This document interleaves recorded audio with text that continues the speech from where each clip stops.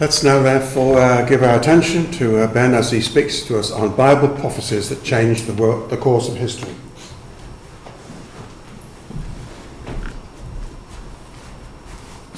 Thank you, Brother Rod, and thank you for coming out this afternoon to listen to this talk all about Bible prophecies that changed the course of history. And I'm going to put up my first slide now, and it's the most complicated slide I'm going to put up, so it's not going to get more complicated as we go on. But this is the history of the world in a chart. And I'll try and quickly explain what's going on here. So you've got time moving across the chart, and then going up and down the chart on the left-hand side, you've got the different continents in the world. And you can see the different colours as you go through. So the big orange splurge in the middle is the Roman Empire. So it started about 1000 BC, and you can see how over time it grew to take over Europe, North Africa, Middle East, a bit of Asia. And you can see how the different empires and countries came and went. And I'm still trying to convince my wife to have a big version of this on the wall. I don't think it goes with her decor, but I think it's absolutely fascinating. I'm a big fan of history. And within this chart, you've got billions of people, trillions of decisions, thousands, hundreds of thousands of wars, all of them made over the history of the world. And some of those decisions, some of those battles, and some of those kings and queens and leaders within this chart of history were put in place by God to ensure the purpose of God was fulfilled. And we'll look a bit closer at this chart a bit shortly to think about a particular country, but that's what I wanted to consider, to think, yes, this is world history, but within this, so many things have happened to get to the place we are today, where we have all these individual countries rather than massive empires as it was thousands of years ago. So to start off with, we're going to just quickly pick out the ones that we're going to look at this afternoon. So we're going to think about a man called Alexander the Great. We're going to think about the nation of Israel, the Ottoman Empire, and then finally have a quick think about Europe and what's happening over the last decade or so. But what is a prophecy? We had Isaiah 46 read for us, don't we? You don't need to turn it up at the moment, but there's the key verses that I wanted to sort of highlight in Isaiah chapter 46, where it explains that there is none like God. And it starts out, didn't it, talking about Bel and Nebo, and these were two Babylonian gods in verse 1 of Isaiah 46. And it goes on to talk about silversmiths and goldsmiths, and saying how these idols are made by these different nations. This is God speaking through Isaiah. These different idols are made, Bel and Nebo. Verse 6, they lavish gold out of the bag and weigh silver in the balance and hire a goldsmith and maketh it a god. They worship and they do all these things. But in verse 7, they bear him upon the shoulder, they carry him, set him in his place, and he standeth. From his place shall he not remove. So these idols that are made by these Babylonians and other nations before, they cannot move, they cannot say, they cannot save. But here we have a God of the Bible who, in verse 9, I am God, there is none else. I am God, and there is none like me. Verse 10, declaring the end from the beginning, and from ancient times the things that are not yet done, saying, my counsel shall stand, and I will do all my pleasure. And so God has set out what is going to happen. He set out what has happened and what is going to happen going forward. And hopefully, as we see history and the prophecies and the way that it's fulfilled, that you will agree that God plays a part in the history of the world in so many different ways. So I said first we're going to be looking at Alexander the Great. So there's a bust of him, Alexander the Great. So he was born in Pella, which is the capital city of Macedonia. And his father was Philip II of Macedon and Olympias. So he was ruler of that time. And he he was educated by Aristotle, a very well-known philosopher, and his father was assassinated when he was quite young, and because he was his son, he inherited the throne. But Alexander the Great was quite young at this time. He was about 23 years old when he came to the throne. And he was very successful with his battles. And he went on to change the history of Asia and Europe in the things that he did. I mean, I think most of you would have heard of him and know what he did. This is a brief, again, a map of some of his conquests and where he started. So he started up in Greece on the far left, and then he took his army on a journey for 8 years. He was a king, a commander, politician, and explorer. He led the army 11,000 miles. He founded over 70 cities, and as he did that, he connected all these cities together and created this empire by making sure they all spoke the same language and getting trade between all these cities that he had taken. So he went from Greece up north to the Danube. He went down into Egypt on the bottom corner there, and then all the way to India. And this was all united, and he made himself king over this area that he managed to get all this power from. And when we think about Alexander the Great, there are different prophecies in the Bible that we as Bible believers and historians have looked at and can quite clearly link Alexander the Great to prophecies in the Bible, because he was such an influential person within the history of Israel and the history of the world. There are prophecies about him. So you can see there. So Daniel 7, Daniel 11, Daniel 8, and Ezekiel 26. But we're going to look at Daniel chapter 8, if you turn there with me, please. Because in Daniel chapter 8, we have a very clear explanation and prophecy about a particular power acting in a particular way. And we've just seen that map of how Alexander the Great did all those incredible things in just 8 years' time, and how much area he was able to cover, and how good he was at doing that, about defeating these cities. And in Daniel chapter 8, when we look at verse 5, so Daniel at this time is in Babylon. He was born a Jew, but he was taken into captivity in Babylon. And when he was there, he had dreams, and he had visions of prophecies that God had given to him, so that we could read them now, and also so that he could tell the Babylonians of the day. So we see in verse 2, I saw in a vision, and this goes through a lot of history, but we're going to look at verse 5. As I was considering, behold, an he-goat came from the west on the face of the whole earth, and touched not the ground. And in my margin there, I've got none touched him in the earth. And the goat had a notable horn between his eyes. And he came to the ram that had 2 horns, which I had seen standing before the river, and ran unto him in the fury of his power. And I saw him come close unto the ram, and he was moved with choler against him, and smote the ram, and brake his 2 horns. And there was no power in the ram to stand before him, but he cast him down to the ground, and stamped upon him, and there was none that could deliver the ram out of his hand. Therefore the he-goat waxed very great. I'm going to stop there, that colon there. So we've got this description of a he-goat coming from the west, and we looked at the map, didn't we?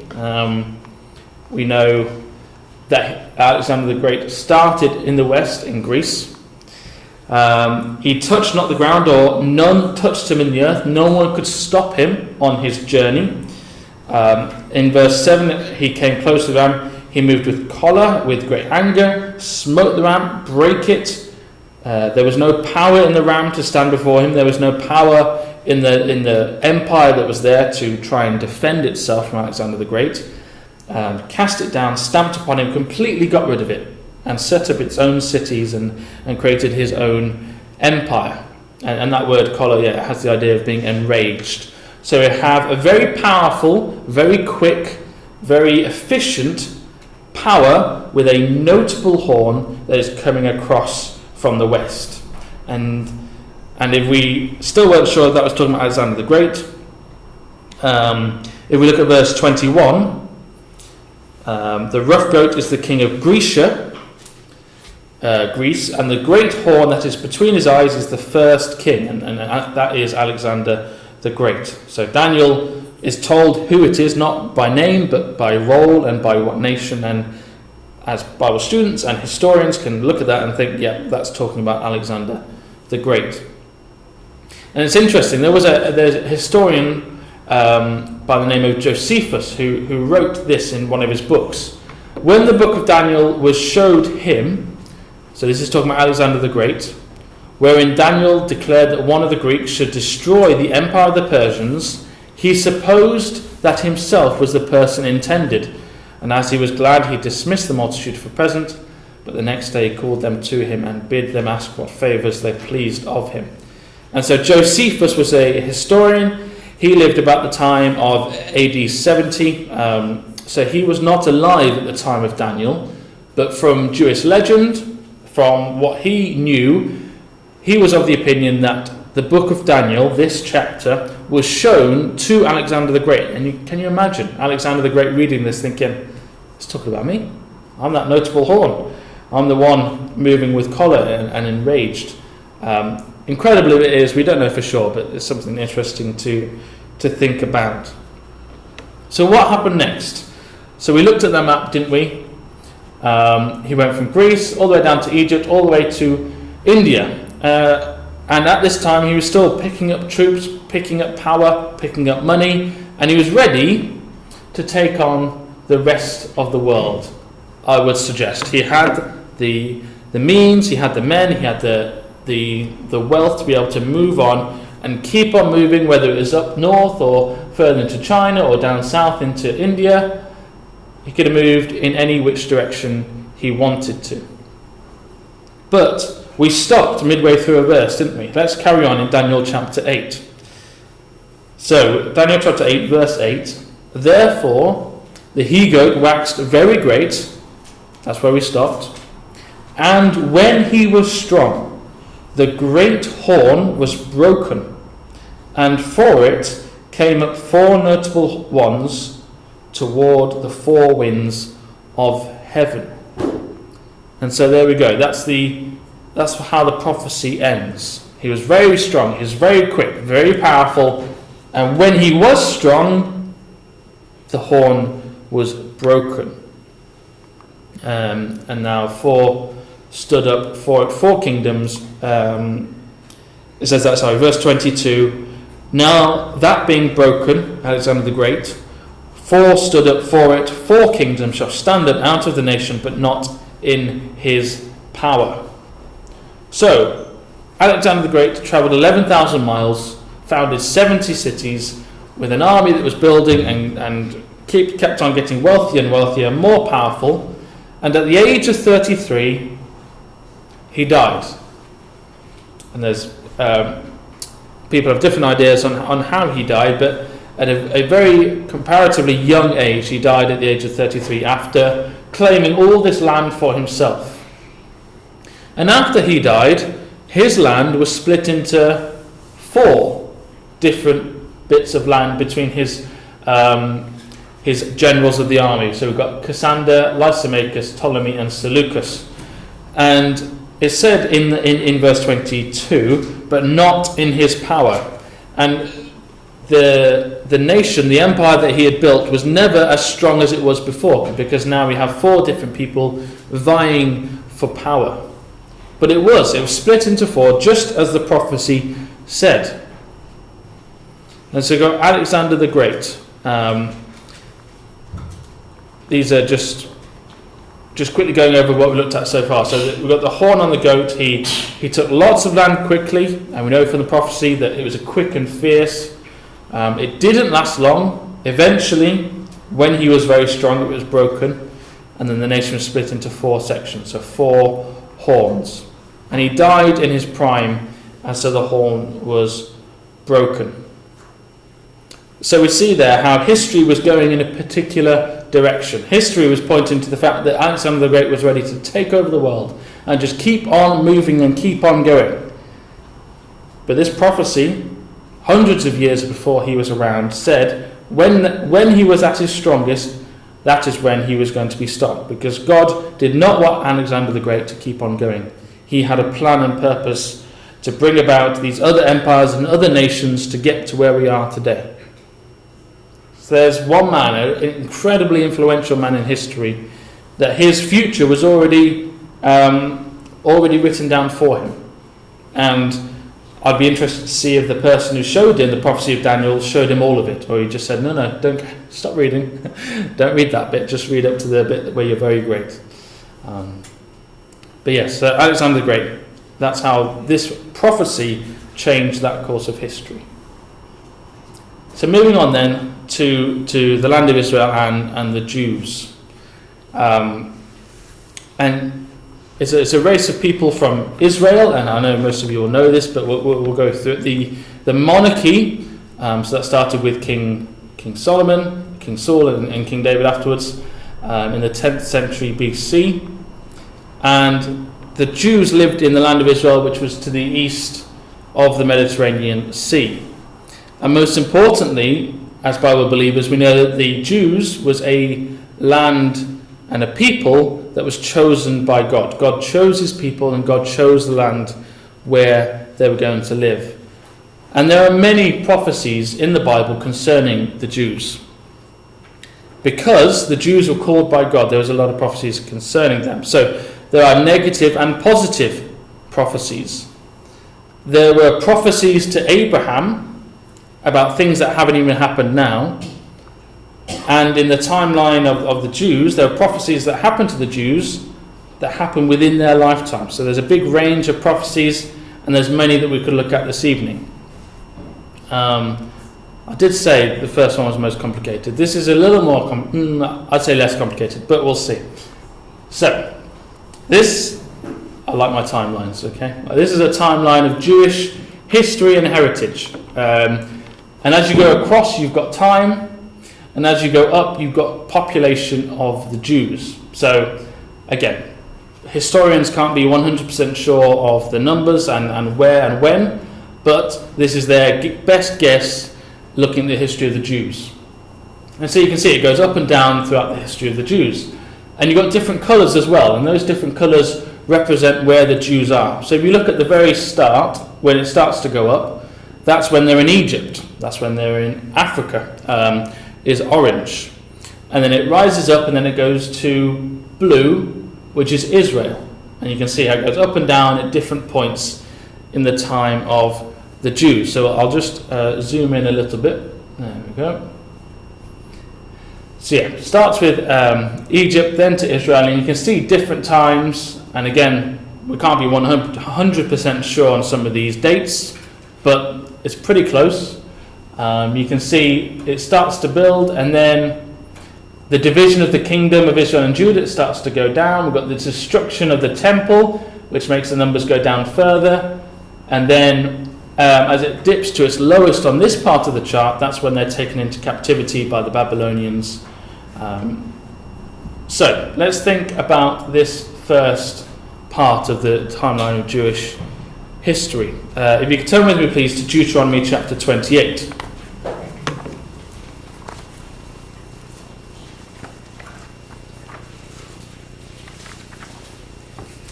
Because like I said, there's lots of prophecies about the Jews. And we're going to look at Deuteronomy 28. We'll start in verse 64. And this is before they got into the land. This is on their journey from Egypt to Israel. And God sort of sits them down and says, look, if you are going to follow my commandments, if you are going to listen to what I'm going to say, then I'll bless you and I'll do these things for you. And that's the first 14 verses of this chapter in Deuteronomy 28. Your food, your families, your animals, everything will be blessed if you listen to me. And then from verse 15 onwards, it says, If you don't listen to me, if you do not hearken to my words, this is what will happen. And in verse 64 it says, "The Lord shall scatter thee among all the people, from one end of the earth even to the other. And there thou shalt serve other gods, which neither thou nor thy fathers have known, even wood and stone. And among these nations thou shalt find no ease, neither shall the sole of thy foot have rest, but the Lord shall give thee there trembling heart, and failing of eyes, and sorrow of mind. And thy life shall hang in doubt before thee, and thou shalt fear day and night, and shalt have none assurance of thy life. In the morning thou shalt say, Would God it were even! And at even thou shalt say, Would God it were morning! For the fear of thine heart, wherewith thou shalt fear, and for the sight of thine eyes, which thou shalt see." So this is a warning from God to his people. And you might think, well, that's not very fair. But the thing is, God chose the Jews. God saved the Jews out of Egypt. God showed the Jews the 10 plagues. They had everything they need to be able to know and believe that God is true. But they didn't follow that. And this happened through various times in Israel's history. We saw, didn't we? I'll go back to the chart.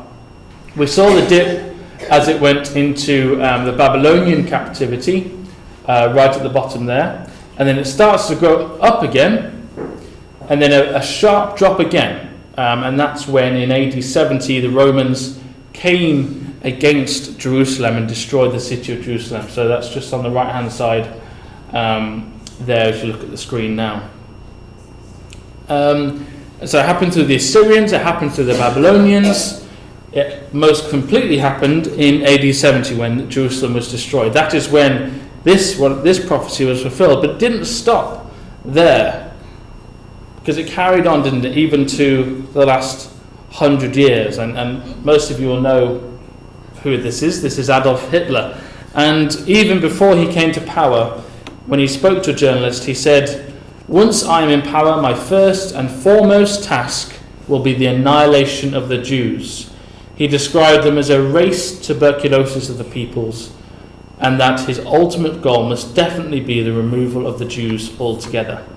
And again, you'll all know this part of history very well, but it's interesting to see, even before he got into power, this is the sort of thoughts that Adolf Hitler had against the Jews. He was absolutely focused on defeating the Jews. And terrifyingly, we know that he came into power, didn't he? And he tried his best to do these things. And God said that they would struggle. God prophesied that they would struggle if they did not listen to him. But there is another prophecy. And I'll put this one on the screen. Jeremiah chapter 30. "I am with thee," this is God talking to Israel, saith the Lord, "to save thee. Though I make a full end of all nations whither I have scattered thee, yet will I not make a full end of thee. But I will correct thee in measure, and will not leave thee altogether unpunished." And so we've got there a negative prophecy in Deuteronomy, and then a positive prophecy in Jeremiah chapter 30. Even though I will eventually make a full end of all nations, that's when the kingdom comes, I will never make a full end of thee. You will always have a remnant. Yes, it might be scattered. Yes, it might not be in the land of Israel. Yes, there might not be millions and millions of you at times in history, but I will never make a full end of thee. But Adolf Hitler did his best, didn't he? These are some of the numbers, again, suggested by historians of how many died in that time. So 2/3 of the European Jewish population were killed, and 1/3 of the world's Jewish population. And again, we'll go back to that chart. You can see right on the far right hand side there, where it's got the red arrow coming down. That's where historians believe that the Holocaust brought it down to. And of course, after that, the numbers have continued to rise. And if you see, look right at the top of that line on the right hand side, you can see the blue starting to grow. And of course, they get back into the land eventually. And we won't be talking about that particular prophecy today.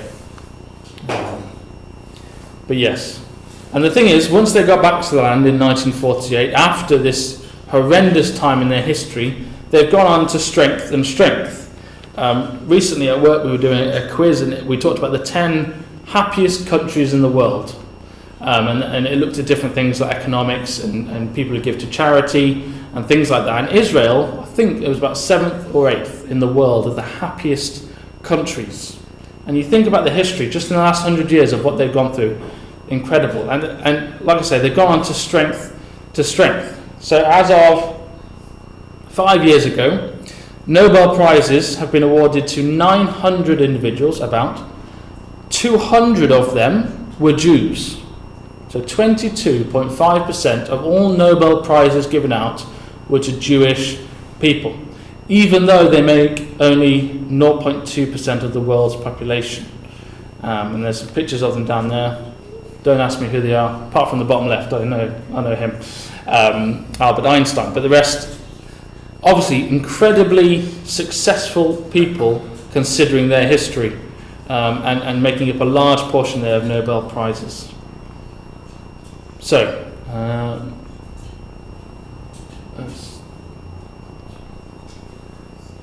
that's it, just a bit more zoomed in again. And you can see the blue starting to grow here as they go back to the land.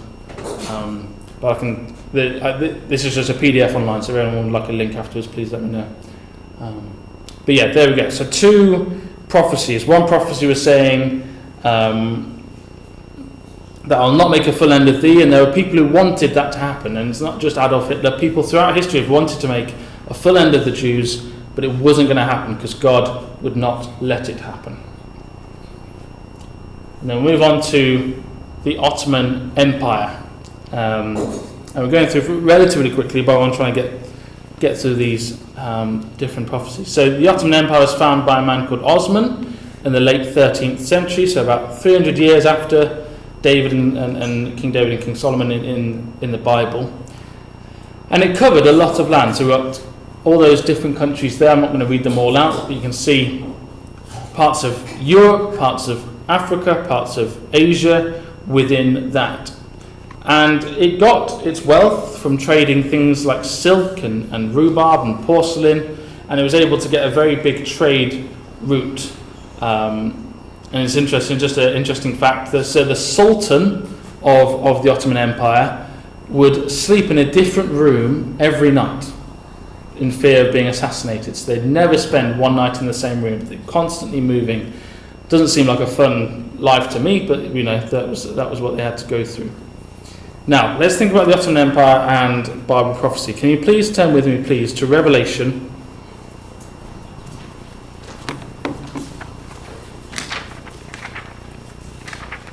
chapter 16,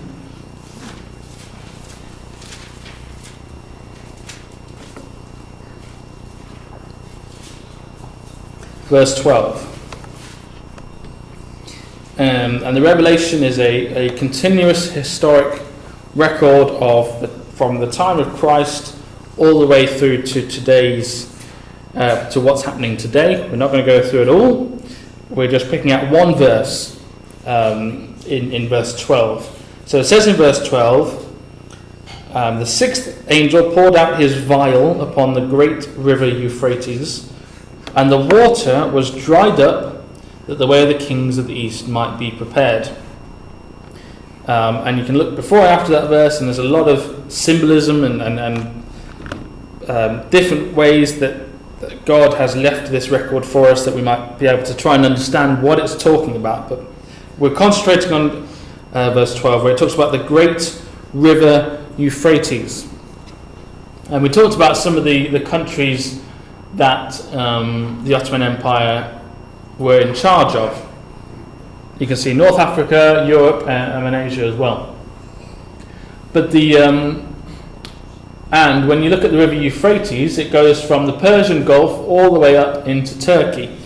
And so because the Ottoman Empire was in charge of the land that they had was in the river Euphrates, again, Bible students have identified this verse about the Ottoman Empire, that this great river Euphrates is representative of this Ottoman Empire that had come about. So it talks about there that it will be dried up, and I said how powerful it was and how many nations it managed to take over using its trade to be able to get as powerful as it did. But it says here it was going to be dried up, and hopefully this will work. So this is the Ottoman Empire in 1300, and hopefully when I press this button, a video will start to play. Not like a very exciting one. Sorry, children at the back. It's just going to grow a bit, but you'll see how the Ottoman Empire grows. And then you will see how, and this is a very good way of looking at it, drying up. Okay, let's see if this works. Okay, so the bottom right hand corner, time is moving, and you can see how the Ottoman Empire is building and spreading over hundreds of years and decades to take over a lot of space, a lot of land, and again, a lot of that was to do with trade and the way that its army was powerful. You can see it goes all the way down into down into East Africa, but then as time goes on, you can see slowly and slowly it starts to lose more and more of its power, and it's drying up. It's all coming together. They got that land back. They lost some land. So this is 1801. And it stopped. It does go further. I don't know what's happened there.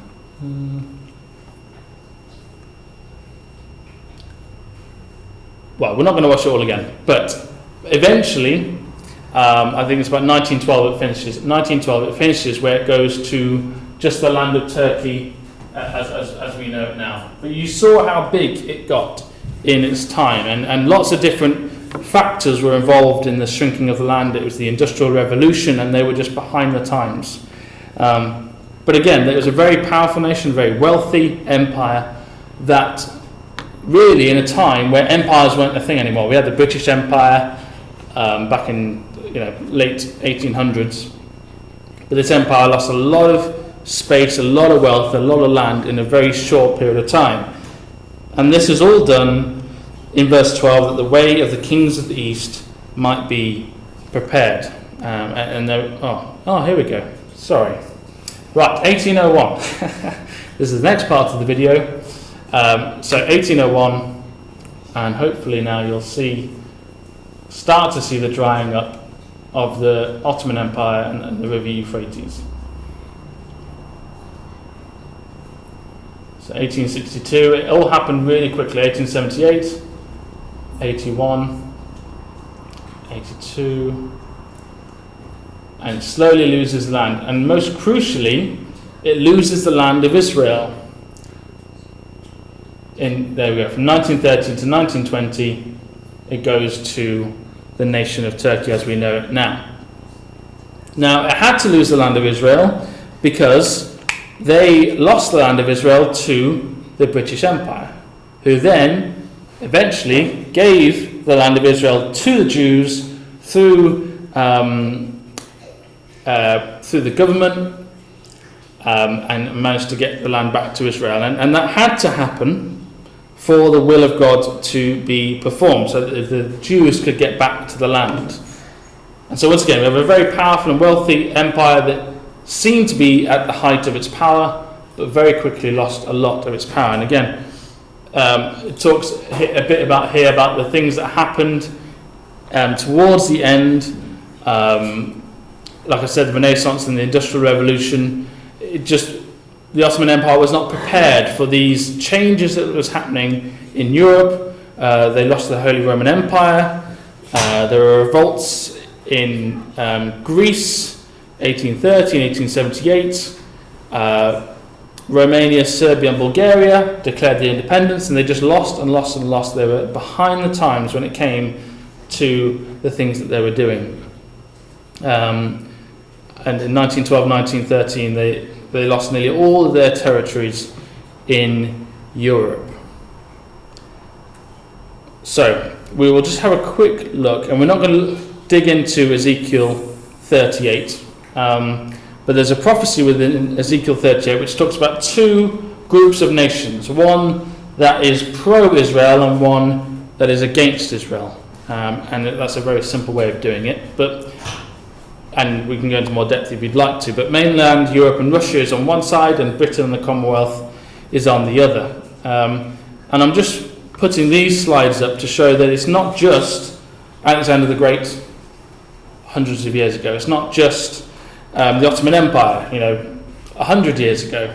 We're talking about things that are happening within the last 10 years, because it's sort of gone out of the window now, hasn't it, Brexit? We're not talking about it as much. But we know, don't we, that Britain left the EU, which pointed forward. Ezekiel 38 showed that sort of split of opinion was going to happen, and this paves the way for that to happen. We look at news stories over the last, again, 5-10 years between Russia and the certain nations that we think as Bible believers will be with Russia when it comes to Russia invading the land. And again, within the last, was it a couple of months ago where we had the year advent of Russia entering Ukraine, and the awful things that are happening there still this many years after, and we can see Russia is flexing its muscle as it's going further and closer to Israel. And that's to show that these prophecies that we're looking at, it's not just in history, but it is also happening right now as well. And these prophecies all seem quite negative, but they're also prophecies about the kingdom. We had a reading, if you do your daily readings, if you turn with me to Luke chapter 21, we see there that Jesus talks about what it's going to be like before the kingdom comes. So Luke chapter 21, verse 25. There shall be signs in the sun and in the moon and in the stars, and upon the earth distress of nations with perplexity, the sea and the waves roaring, men's hearts failing them for fear, and for looking after those things which are coming on the earth, for the powers of heaven shall be shaken. And we think about, maybe 5 years ago, we think, it's a pretty stressful time for everyone at the moment, it's pretty negative, and lots of things are happening on. And then you think what's happened in the last 5 years as a world, as a nation of Great Britain, everything, all the natural disasters that have happened, all the wars, and of course COVID and things like that, people's hearts are failing them for fear. And so these prophecies that we're looking at that have been fulfilled in the past, it's nice. Okay, wow, that's pretty incredible that the Bible was able to say that Alexander the Great was going to be very powerful, but stop all of a sudden.